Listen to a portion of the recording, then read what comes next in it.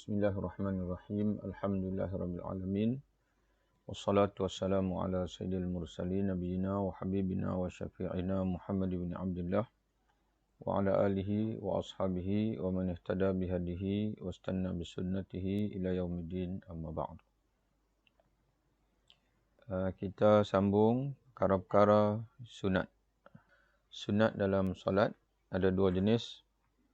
Satu sunat ab'ad, dia panggil sunat ab'ad, iaitu sunat-sunat yang mana jika ditinggalkan sama ada dengan sengaja ataupun kerana terlupa, disunatkan untuk sujud sahwi. Itu dipanggil sunat ab'ad. Jadi sunat, perkara sunat dalam sembahyang ada dua jenis. Satu dia panggil sunat ab'ad dan satu lagi dia panggil sunat hayat. Sunat ab'ad, apa takrifan dia?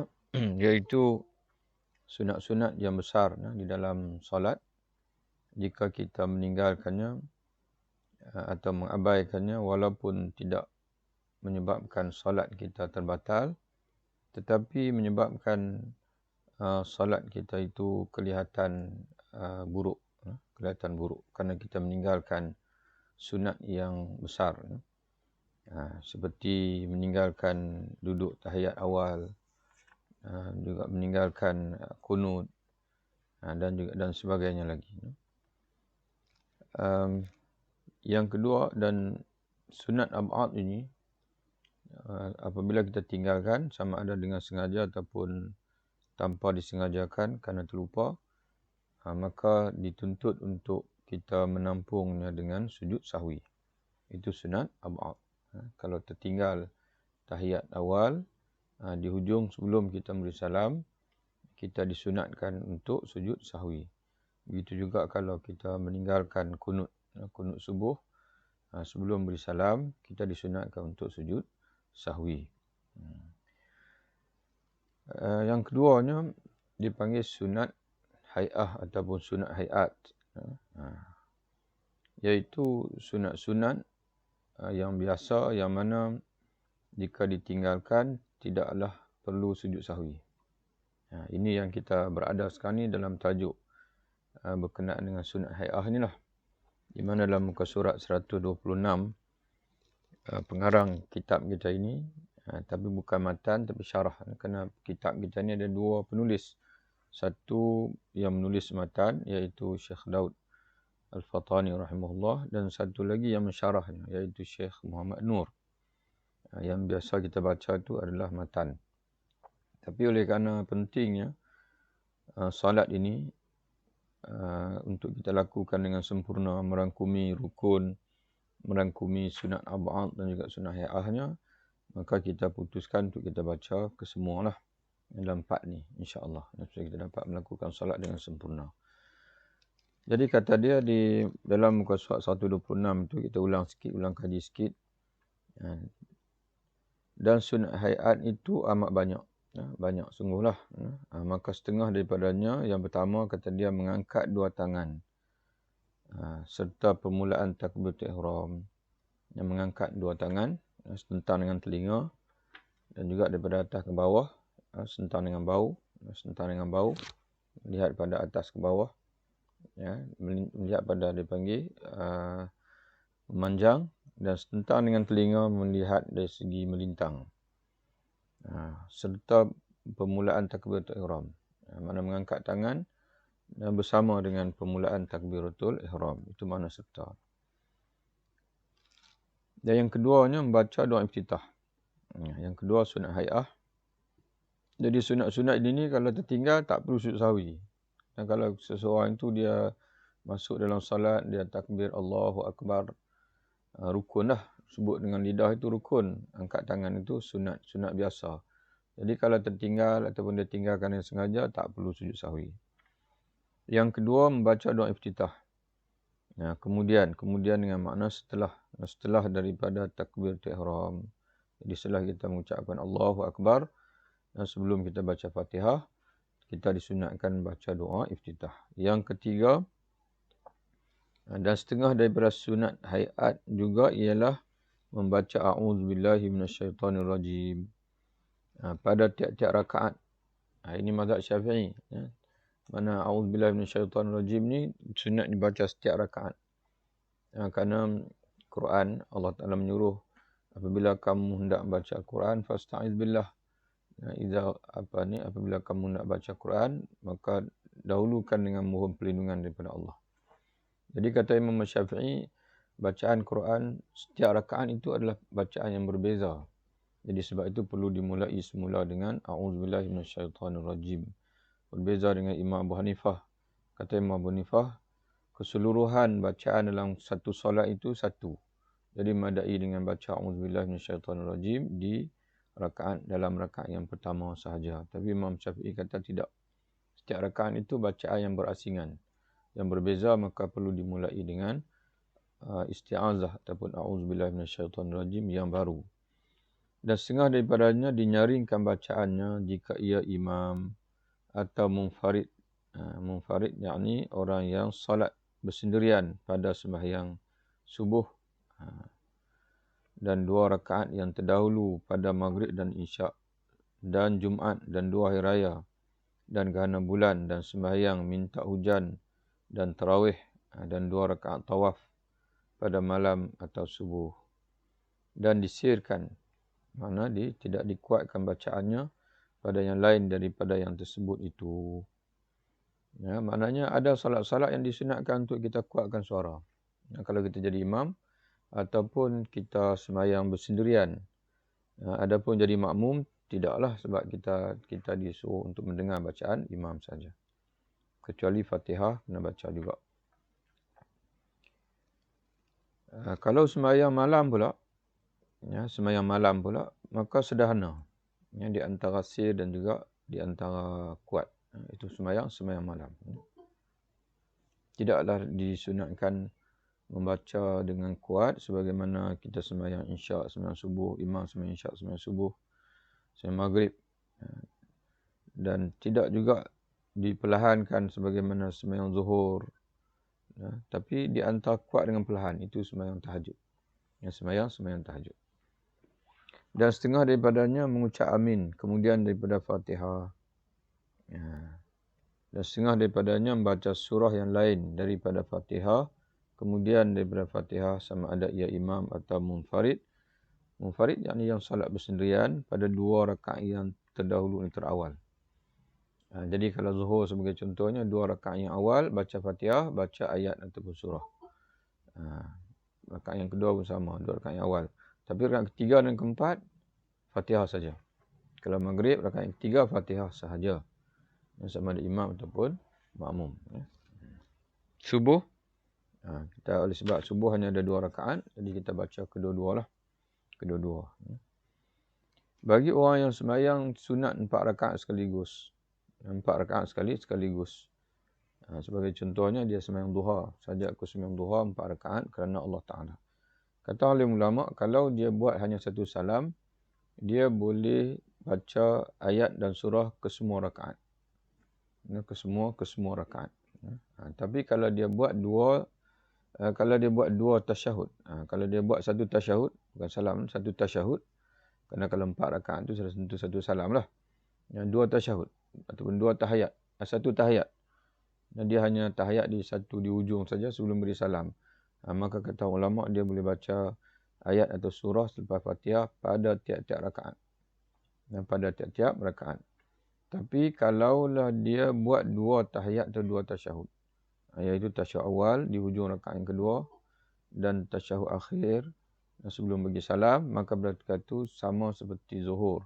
Iaitu dia hanya baca ayat atau surah pada rakaat pertama dan kedua sahaja. Pada rakaat yang pertama yang kedua sahaja. Kemudian kita sambung pada hari ini. Dan setengah daripadanya, yakni setengah daripada sunat hay'ah juga mengucap takbir intiqalat yang 5. Makna yang 5 tempat. Pada 5 tempat. Takbir intiqalat iaitu takbir perpindahan. Kalau takbir untuk ihram, iaitulah takbir permulaan masuk salat. Adapun takbir intiqalat iaitu takbir ketika kita nak berpindah dari satu rukun ke satu rukun pada 5 tempat. Iaitu kata dia takbir serta rokok. Yakni takbir ketika hendak rokok. Selesai baca Fatihah, selesai baca ayat, selesai baca surah, nak rokok, sunat kita takbir, kita mengucapkan Allahu Akbar. Dia panggil takbir intiqalat. Kalau dia turun tanpa takbir, maka sah. Tapi dia tak dapat pahala lah. Kerana takbir intiqalat ni pun sunat. Dan takbir turun sujud. Dia dah bangkit daripada i'tidal dengan sami Allahu liman hamidah, bukan takbir. Tapi dia ketika dia daripada i'tidal nak turun sujud, maka sunat dia mengucapkan Allahu Akbar. Dan takbir bangkit daripadanya. Bangkit daripada sujud. Dan takbir tunduk bagi sujud yang kedua.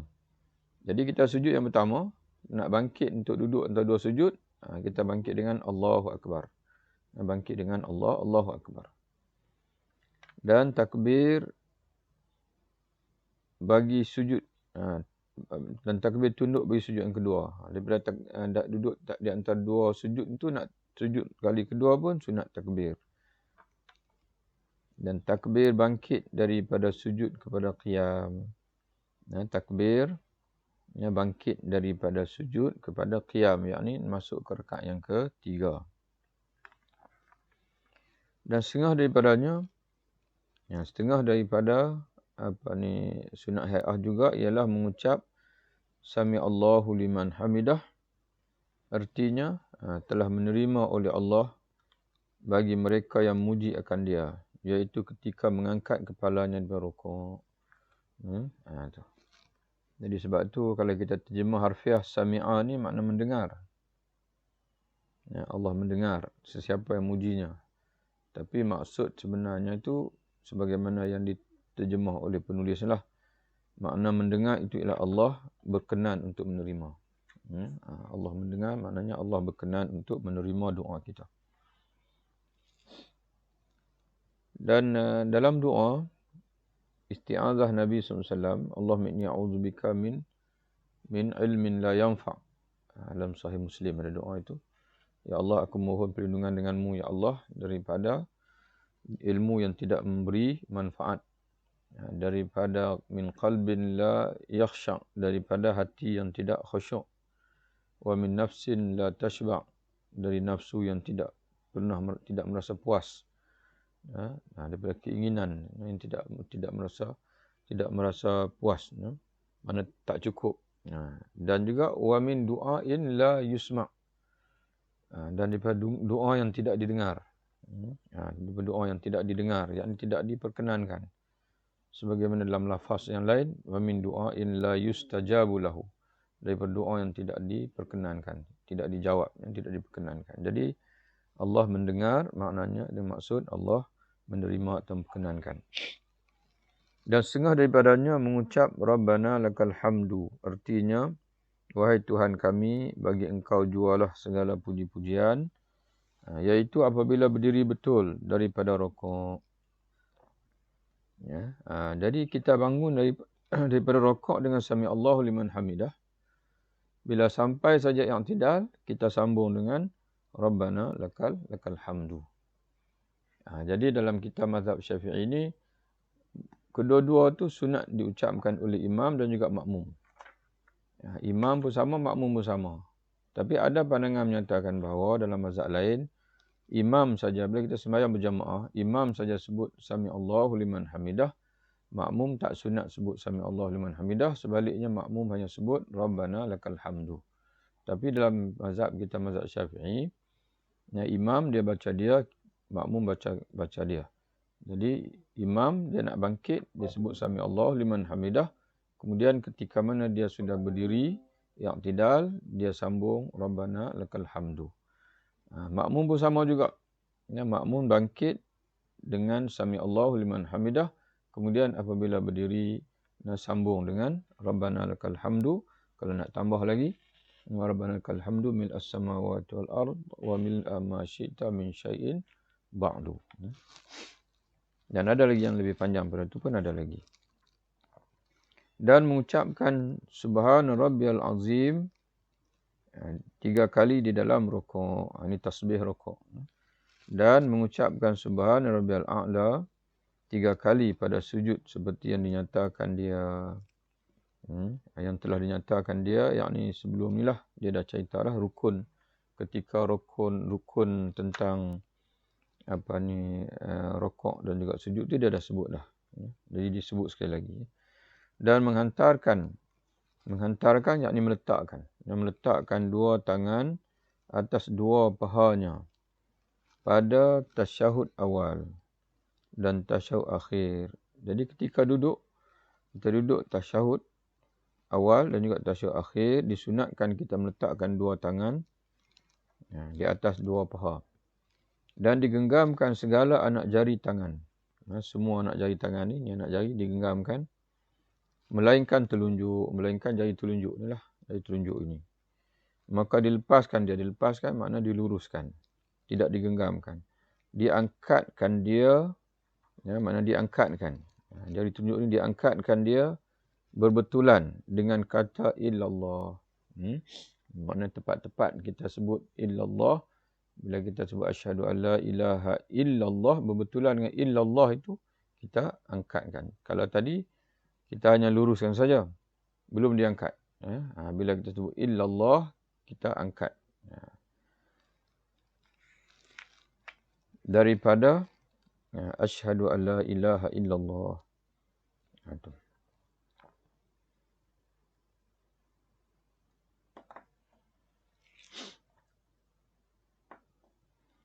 Dan cara genggam ni, dia ada beberapa cara genggam. Cara genggam ni ada beberapa cara genggam. Okay. Satu daripadanya ialah dengan kita bentuk gelung. Gelung ni pun boleh juga. Ni, gelung. Sabit dengan hadis Nabi. Ataupun kita letak di sini. Letak di sini. Ataupun letak di sini pun boleh. Letak di bawah. Okay. Ada hadis menyebutkan membentuk gelungan. Gelung macam ni lah. Bulatan ni. Bulatan. Kita letak ni tanggal paha. Bulatan. Ni bulatan. Okay. Ataupun letak di sini. Pun boleh juga. Ni bawah. Di bawah. Dipanggil ni. Dan satu lagi meletakkan di sini. Ini. Ruas yang akhir. Ruas yang akhir. Ni pun boleh juga. Okay. Di bawah di ruas yang akhir. Ini ada 1, 2, 3. 1, 2, 3. 4. Kalau kita kata ada 4. 1, 2, 3, 4. Maka kita letak di inilah di sini. Yang 3, nombor 3 ni. Ini yang 3 ni. Gelung boleh. Buat bulatan pun boleh. Ataupun letakkan di bawah. Bertepatan dengan ruas yang 1, 2, 3 ni. Ruas yang 3 ni. Itu boleh juga.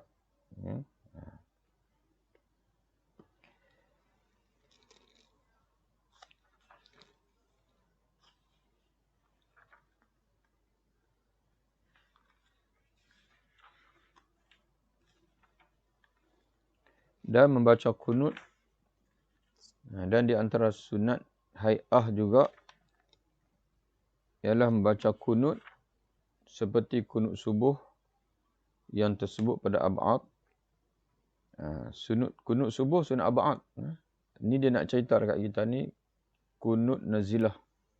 Kunut ketika berlaku kemarau, berlaku musibah, berlaku perang dan sebagainya. Maka sunat hai'ah. Dibacakan dia pada i'tidal yang akhir. Pada tiap-tiap fardu yang 5. Tuan tulis itu. Tiap-tiap salat fardu. Setiap kali salat fardu yang 5. Jika ada kedatangan bala atau percubaan. Percubaan yang ini ujian. Ujian daripada Allah. Seperti kedatangan penyakit wabak. Iaitu tiap-tiap penyakit yang apabila datang satu negeri. Ratalah ia pada negeri itu. Itu dipanggil wabak. Satu penyakit yang menimpa dalam skala yang besar. Yang bukan menimpa individu, satu rumah dan sebagainya. Dia satu negeri. Macam baru ni lah COVID baru ni. Itu sunat kita setiap kali salat fardu tu baca kunut nazilah. Dan ta'un. iaitu bisul sebiji. Ini wallahu alam. Ana pun tengok dalam kitab asal yang Jawi pun sama juga dia sebut begitu. Tak tahulah apa maksud dia ta'un, iaitu bisul sebiji. Wallahu alam. Itu boleh tengok baliklah. Nah, ta'un ini sebahagian daripada wabak atau kemarau atau lainnya daripada bagai percubaan Allah, yakni ujian Allah Subhanahu wa taala atas hamba-Nya. Dan setengah daripadanya daripada sunnah hai'ah juga membaca antara dua sujud doanya yang masyhur yang tersebut pada sujud dahulu itu. Makna yang dia dah sebut doa itu ketika dia cerita tentang rukun sembahyang iaitu sujud. Tuan boleh tengok muka surat 16. Muka 16 dia dah sebut dah. Dia tak ulang balik sini. Dalam muka surat 16 doa di antara dua sujud iaitu Rabbighfirli warhamni wajburni warfa'ni warzuqni wahdini wa'afini wa'fu anni. Itu muka surat 16. Dan membaca doa yang kemudian daripada selawat tasyahud akhir. Mana selepas tasyahud akhir, kalau nak kira bacaan yang rukun dan juga yang sunat ba'ad, iaitulah sampai kepada Allahumma salli ala Sayyidina Muhammadin wa ala ali Muhammadin. Selawat ke atas Nabi Muhammad itu rukun dan selawat ke atas keluarga Nabi Muhammad itu sunat ba'ad. Adapun selepas daripada itu sunat hai'ah. Sunat hai'ah, sunat biasa. Tak perlu sujud sahwi kalau kita tinggalkan. Iaitulah muka surat dia kata seperti yang tersebut pada tasyahud dahulu, muka surat 117. Ya, tengok muka 117. Allahumma salli ala Sayyidina Muhammadin. Itu rukun. Wa ala ali Sayyidina Muhammadin. Yang tu apa ni? Ab'ad. Sunat ab'ad.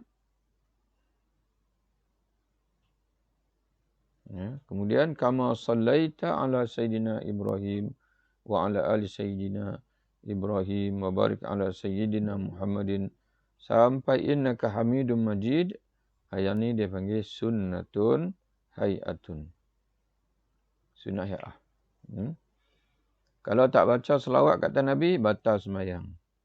Kalau tak baca selawat kat atas ahli keluarga Nabi, sujud sahwi. Tapi kalau tak baca selepas itu, tak ada apa-apa. Cuma hilang pahala. Hilang pahala tapi tidaklah dituntut untuk sujud sahwi. Dan sunat ditambah doa ini. Setelah innaka Hamidum Majid, sunat ditambah doa ini. Allahumma inni a'udzubika min azabil qabri wa min fitnatil mahya wal mamat wa min fitnatil Allahumma inni a'udzubika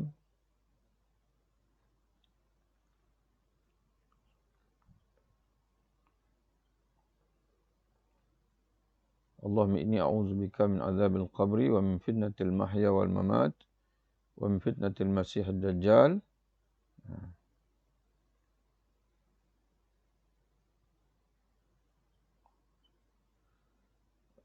Asal macam ada tertinggal ya. Allahumma inni a'udzubika min azabil qabri wa azabin nar. Azabin nar.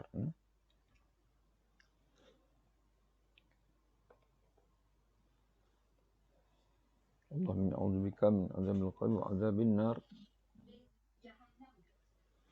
Ya Allahumma inni a'udzubika min azabil qabri wa azab. Allahumma inni a'udzubika min azabil qabri wa azab.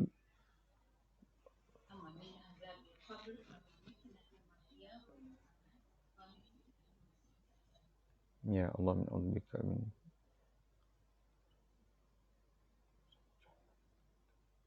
Ada neraka tak? Ada berlindung neraka tak? Awal sekali kan? Yang mula sekali ni Allah min a'udzubika min azabi jahannam. Ya. Wa min azabil qabri wa min fitnatil mahya wal mamat wa min fitnatil masih dajjal. Sebablah hadis Nabi kata hendaklah kamu berlindung dengan Allah daripada 4. Itu statement umum Nabi. Kalau di sini hanya 3 saja kan. Jadi kena tambahlah satu lagi ya. Mohon perlindungan daripada azab neraka Jahannam. Nanti kita semak sekejap tengok dalam hadisnya.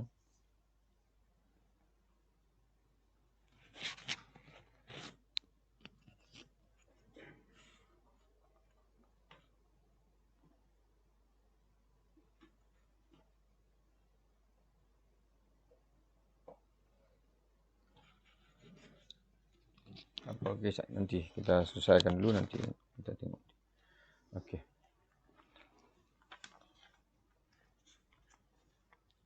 Dan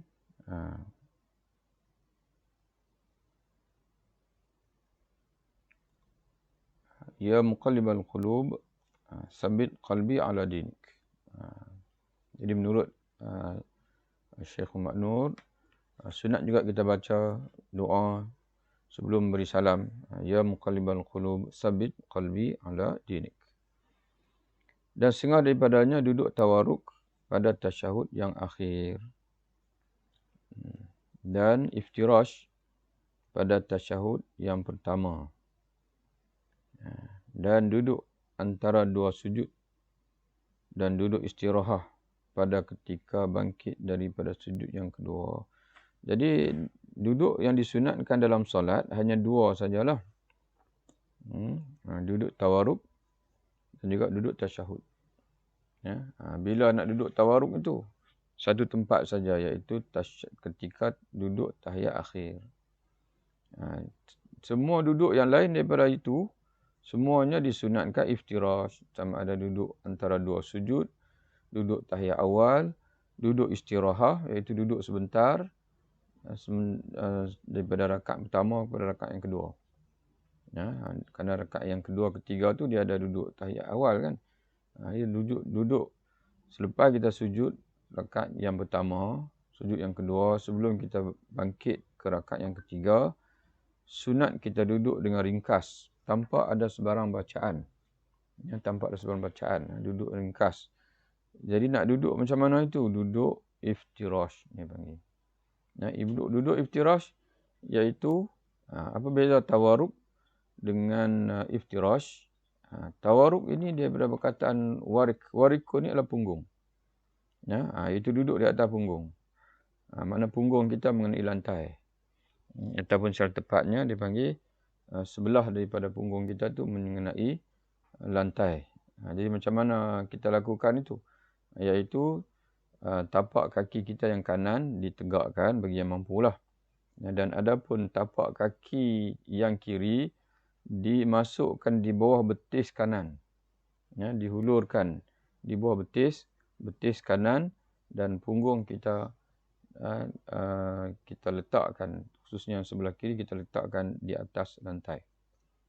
Adapun iftirash, kita tapak kaki yang kanan ditegakkan, tapak kaki yang kiri dihampar untuk menjadi tempat duduk punggung kita. Itu dia panggil iftirash. Iftirash ni ambil daripada itulah, tapak kaki yang kiri itu dihamparkan, dia panggil. Kita hamparkan untuk jadikan sebagai lapik duduk punggung kita. Adapun tawaruk, punggung kita itu diletakkan di atas lantai, bukan diletakkan di atas tapak kaki kita.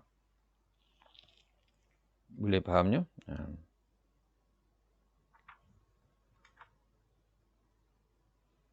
Dan setengah daripadanya, daripada sunnah hay'ah juga, ialah salam yang kedua. Seperti yang telah terdahulu sebutnya. Mana ketika dia menyebutkan rukun salam, salah satu rukun sembahyang adalah salam. Salam yang pertama. Maka di sini dia ulangkan, iaitu salam yang kedua adalah sunat hay'ah.